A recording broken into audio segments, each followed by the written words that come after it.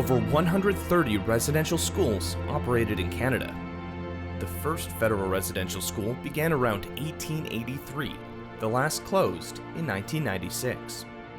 These schools, predominantly funded and operated by the Government of Canada and Roman Catholic, Anglican, Methodist, Presbyterian, and United Churches, were created to enforce the adoption of European traditions, languages, and lifestyles by First Nations, Métis, and Inuit children.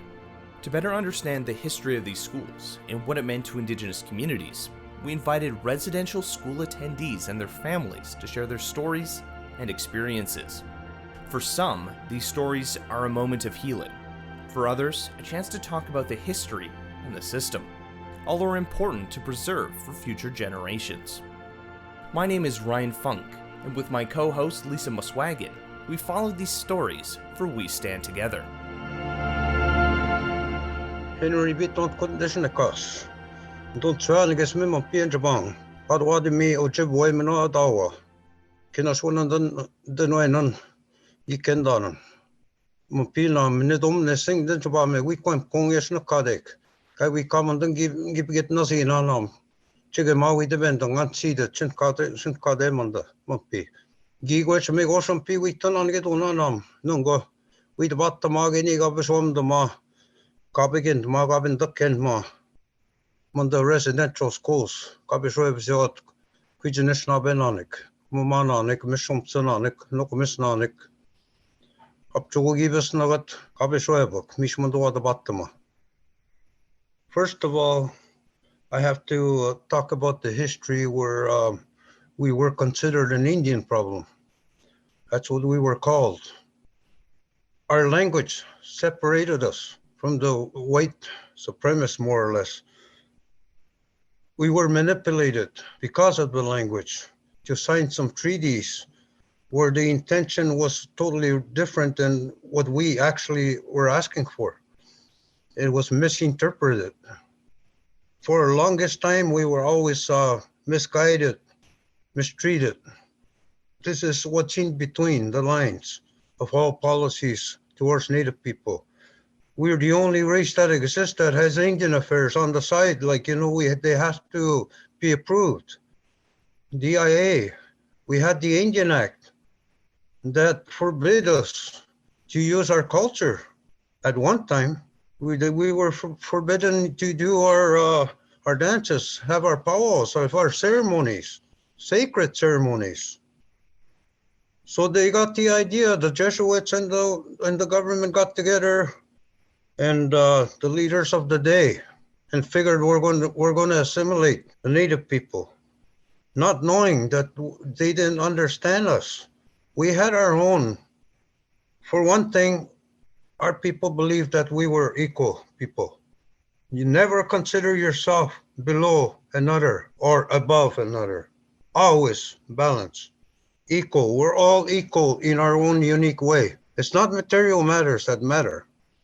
So this misunderstanding is what led them to trying to assimilate us. That's the only way they can take our land.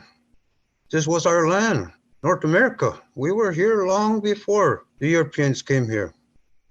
This is why I'm talking about, I have to include the history on this, because this was what brought on the idea of residential schools. Let's assimilate these people. I've seen wrong since I was a child, right from the day I understood people, because I seen a big difference between my mother and my father. My mother, yes, she was extremely well educated, but she had so many character defects that she picked up from the residential school.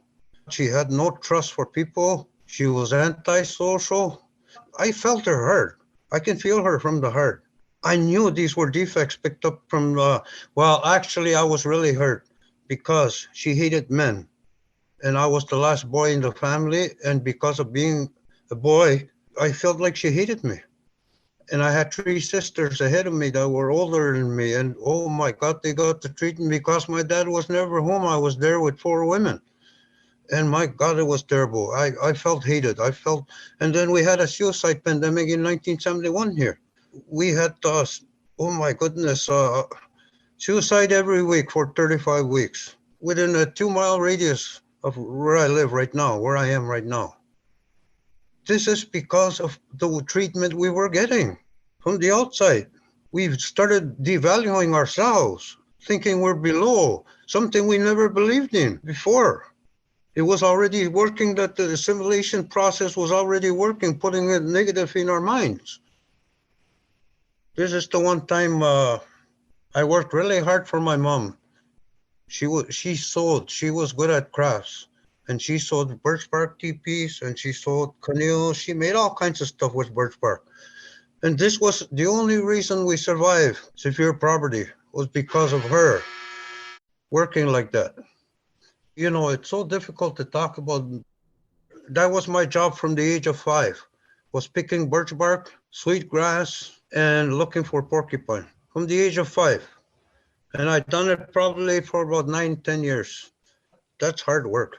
Like, I had to pick enough birch bark for the whole year, not just for a couple of months. She done that for year round. And then I'm already in high school at a certain age, and I got to high school really young. I graduated grade 13 when I was 14 years old. This is what encouraged me, was I wanted to get my education and get out of here because there was too much trauma here. One day I asked her, I'm in high school and we had something going on, a special occasion. I asked her for $2. $2 was quite a bit back then, but she got mad. She didn't want to give it to me. And here I'm working really hard for her. Like, I'm picturing this birch bark, sweet grass. And then my dad happened to be in the other room. And he called me. He says, son, he was whispering. He didn't want my mom to hear. He said, come here. And then he would whisper to me. She picked that up from that school she went to. Something happened to her over there and she'll never open up. I try to get her to open up and she won't. My dad seen it all this time, the problems. And finally at the age, my dad had to retire because of disability. He got severe arthritis from being a hard worker all his life, in rain or snow. He was well-known lumberjack. That's probably how he avoided from being sent to school too. He was always in the bush. And he was a very, very experienced bushman. This is where I learned about nature. This is where I learned to connect. This is where I learned everything that I should know today. We were isolated. And my mom always arguing with him. There was always this tension, even though there was true love there. And he knew how to avoid it. We had a camp down by the beach. And he would say, son, let's go. They don't like us here. Let's go. So we'd stay at the beach a couple of weeks. Time, we'd come home. They love us again for a little while, 2 or 3 days. Again, with tension. So I was practically brought up in that cabin.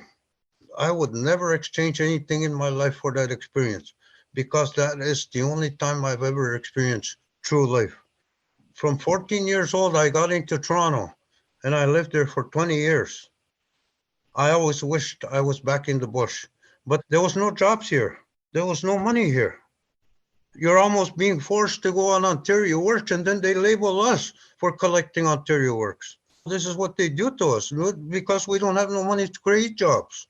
And there's so many problems. So, with all these character effects that she came with, distrust, greed. When she died, we found out she had a mega amount of money in her account. All these years, just putting it in. Still, we gained from it. We all split it apart among the remaining family members. But all those years to be stingy with that money, when we could have had something new in the house, or, that kind of stuff. This is a character defect picked up out there. Because from the age of, since I can remember anyway, 2 or 3 years old, when you start remembering things, there was no 7 grandfather teachings back then. Our people lived that way. We lived that way. We helped each other every day. That's gone. The traditional life is gone. It was so beautiful. Meanwhile, you'd be so stressed. Maybe you got somebody sick in the house and you're running out of wood, because wood stoves were common back then. A neighbor would bring a cord of wood for you for free, help you out because he knew you had somebody sick in the house. That's what they did. People really helped each other, and it was a beautiful thing. Feasts were conducted. Very, very close community. And these character defects were all brought in from the assimilation process. Our fathers or grandfathers told us, go and get your education. Come back and help us so we won't get manipulated anymore. Teach us that language. Teach us these policies. That's what they said. But what happens instead is they pick up the character defect out there and then they come back arrogant and they consider us below them. These are character effects that I talk about as has affected my people. All this stuff is in our language. These were teachings or warnings of what we're going to see. And I see exactly today what I heard an 86-year-old tell me when I was about 6 or 7 years old. This guy was born in 1880. And today I see everything that that old man had said. I laughed when he said, someday we're going to buy water in the store. I thought that was really ridiculous. I was only 6, 7 years old. I said, water's everywhere. How come we're going to buy water in the stores? Didn't make sense to me. Today, that's what's happening. And speaking of my mother, you know, she acted like she was traumatized all her life. She was scared of men. If my dad brought men there, she'd hide in the bedroom or she was terrified. I seen so much waste. And then the only reason she got away from a lot more punishment than the others was because her mother worked there as a seamstress. There were times that they still punished her really bad too. And then her mother would come and see her and her mother would tell her, if only your skin wasn't so dark. Coming from her own mother, you know, that traumatized her. But the grandmother was trying to say, like, you know, the ones that were lighter got less punishment, eh? The darker skin was the ones that were punished a lot more, you know? That was that discrimination, you know, prejudice there, eh? She talked about that. And she talked about days when she fainted in the residential school. Every day she fainted there. And then when I started doing research, when I got to high school, I thought it must be that malnutrition experiment. That's exactly what came in my mind. On top of it, she died from leukemia, which she later accumulated in her 80s. And I'm thinking, is that malnutrition experiment set that off to happen at a later age? You never know these things. I talk about them with my doctor, my own family doctor all the time, and she's really amazed what I tell her. Huh? That's one of the things. I remember that distinctly when she said she fainted every day at the school. There was vitamin deficiency or whatever it was. And then she would often speak of her friends or somebody that she got to know, and that person would get sick, and then she'd say, the infirmary was so full. Some friends started disappearing. And then she assumed they were sent home because they were too sick, they couldn't handle them, and the infirmary was too full. She didn't realize that these were the people that were being buried there. She knew there was people being buried there. To her logic, she tried to make sense of it. Eh? She tried to say, like this is many years later, she's assuming, you know, maybe they didn't have the money to send that body home or something like that, you know. She would try and cover up, you know, what was happening a little bit. I've always been aware of these graves ever since high school, when I went to high school in the early 70s. And I try to bring the issue up to the history teachers and the English teachers. And they always made it look like I was telling a fiction story. They said, it happened. There's nothing. I was hoping they would create awareness because I knew definitely in my heart that that was true. Because of the stories I heard, not only from my mom, but other survivors that were there at the same time. She would often visit some of the friends she was in there with. Because I was the youngest in the family, I was with her. So she talked, this was in later age. I was the last one of 13. Eh? She talked about it more when I was growing up. She never did with the others, I guess. And, you know, I heard a lot of stories. And, you know, there's so much I heard. And just for speaking the language, they got really punishment really hard. They even seen one guy getting bashed on the head by a bat by one of the sisters in there, one of the nuns. One gentleman told me that he actually seen a nurse go by with a brand new baby, and then he heard the incinerator door slamming, and then he just heard the baby scream, just that quick scream, and it was gone. And then, you know what happened to me when they found those first bodies in BC? I was mixed emotions. I was tearing and I was happy because finally somebody is going to believe me, because I've known and I've tried to create awareness for the last 40 years on this issue. And nobody believed me, as if I was talking fiction. This is why I know so much about this, is because of my mother.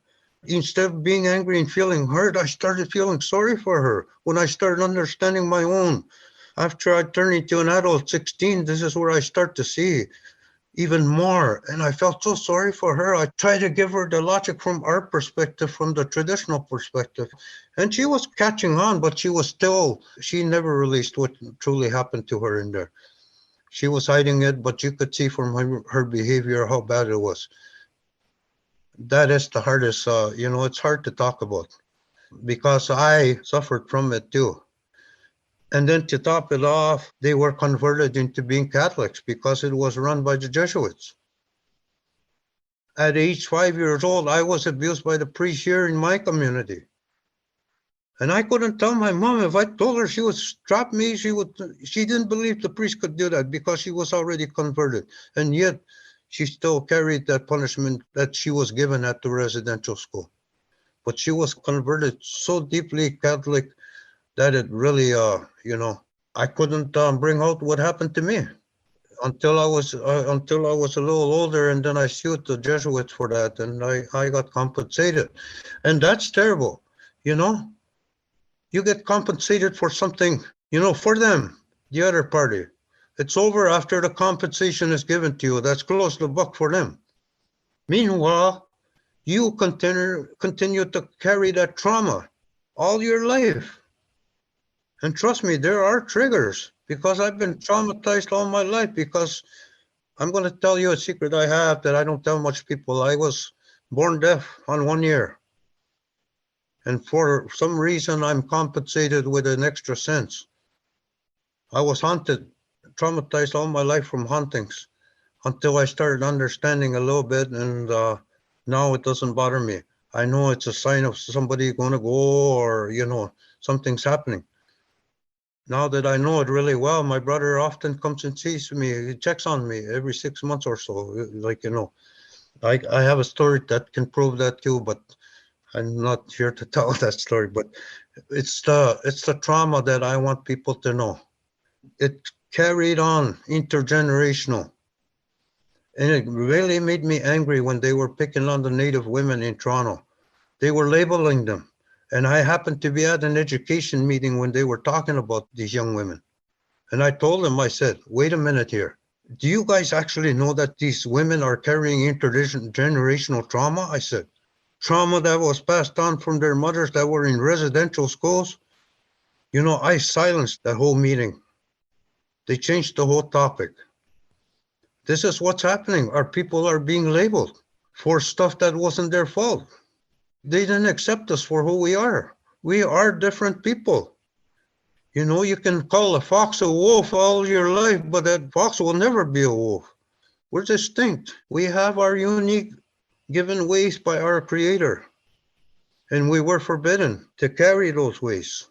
Our language, our culture, good example. I worked at the Museum of Civilization in Ottawa, and I studied some other unique, like voodooism.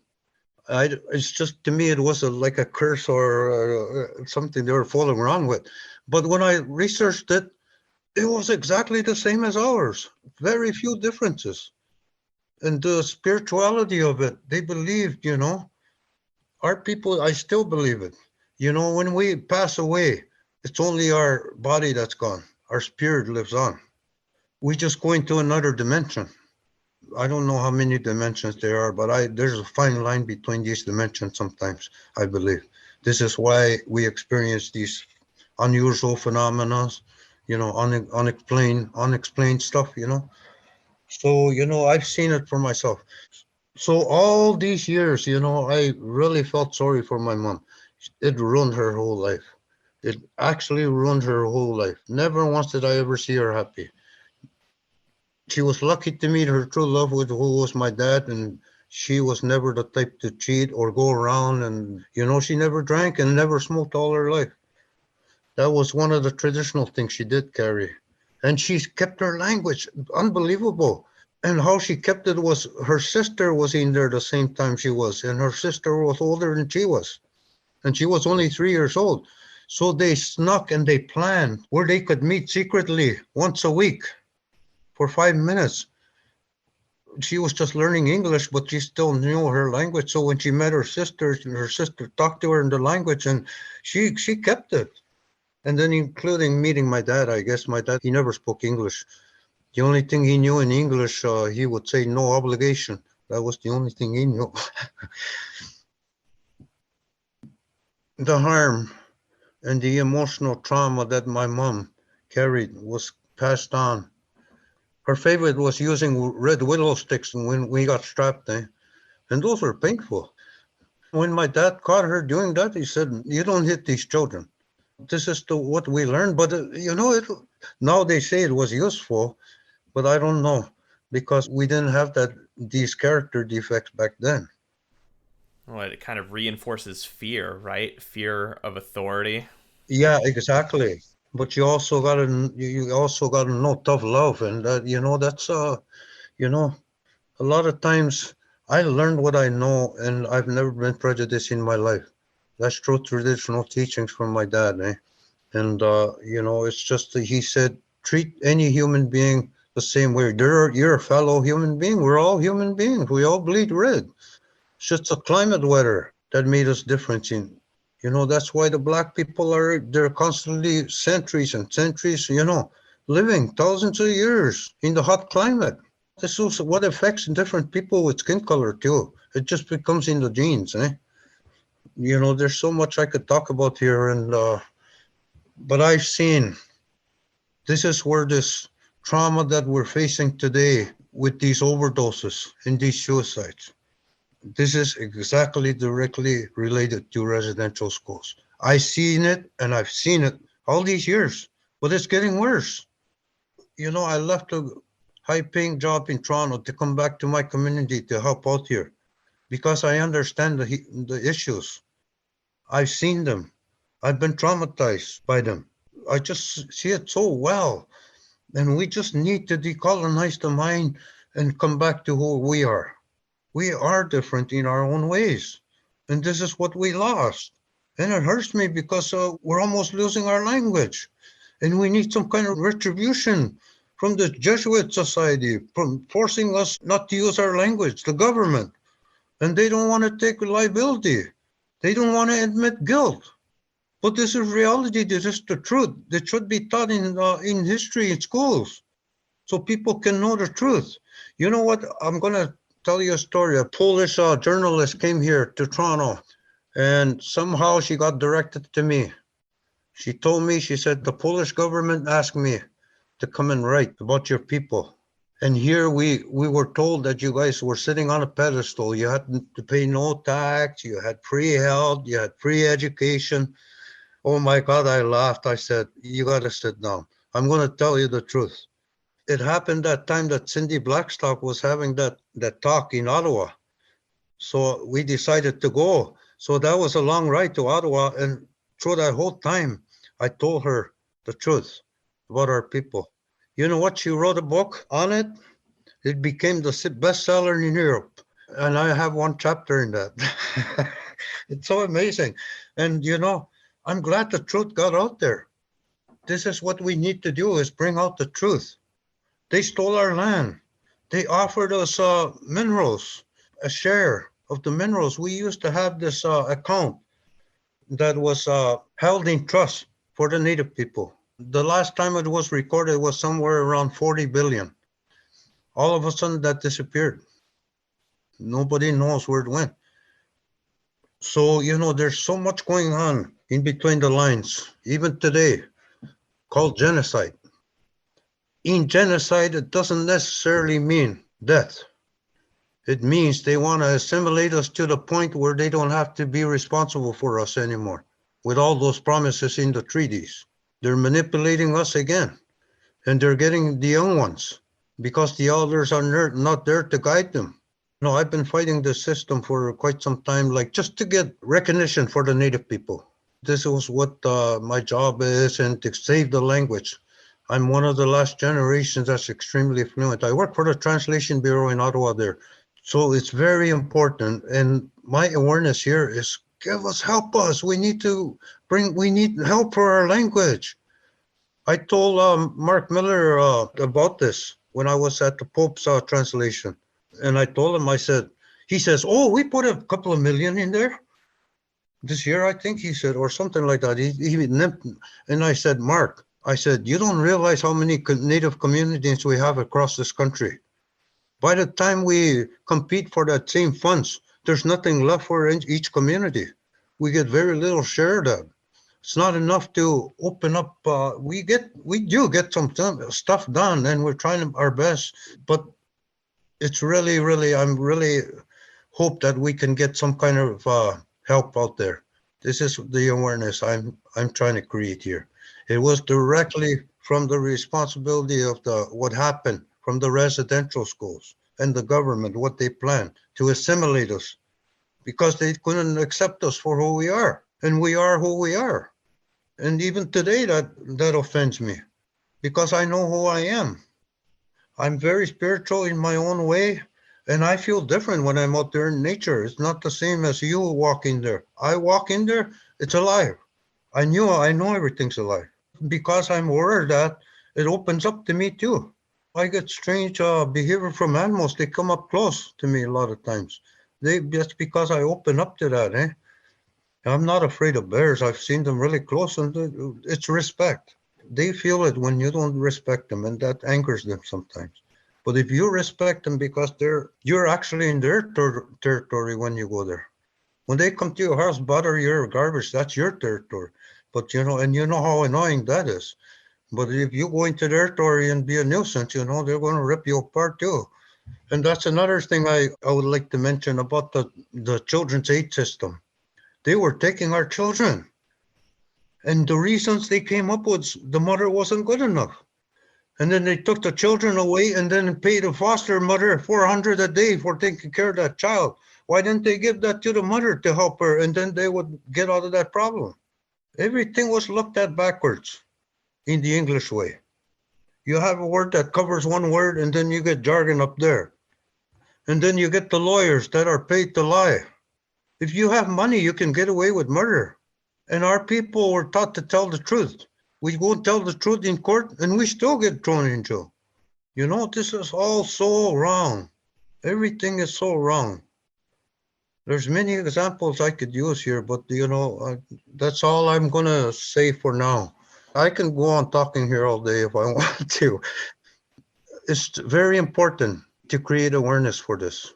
And this is what I want, is awareness. We need help. Mm-hmm. And I think what we can take away from this, your story, is that there has been a long history of trauma and manipulation and discrimination against Indigenous communities. And that continues to ripple Indigenous youth today. Having these conversations, bringing awareness, keeping those in authority accountable are some of the steps that we all need to take together. Yes. And, they say reconciliation. For myself, words are just words. If we see action, some kind of retribution, then that's called reconciliation. What are we reconciling? These guys are still not, haven't made a move. The respect for one thing, respecting our ways, and finally admitting we're different, help us with our language. And maybe then we can share our knowledge with you to save this world that where we are right now. The answer is lighter, believe it or not. Thank you so much, Henry, for taking this time to talk with me and share your life experiences and life story. Hopefully someone who's listening about this, that they get educated. Maybe we can start changing some minds and changing some hearts, right? Exactly. It would be beautiful to see. It's going to save our future generations. I'm not talking about just my people. I'm talking about the world. What our future generations, the way it is right now, I feel so terrible. What are we leaving our kids, our grandchildren? Multicultural is located on Treaty 1 territory, the traditional territory of the Anishinaabe, Cree, Oji-Cree, Dakota, and Dene peoples, and on the national homeland of the Red River Métis.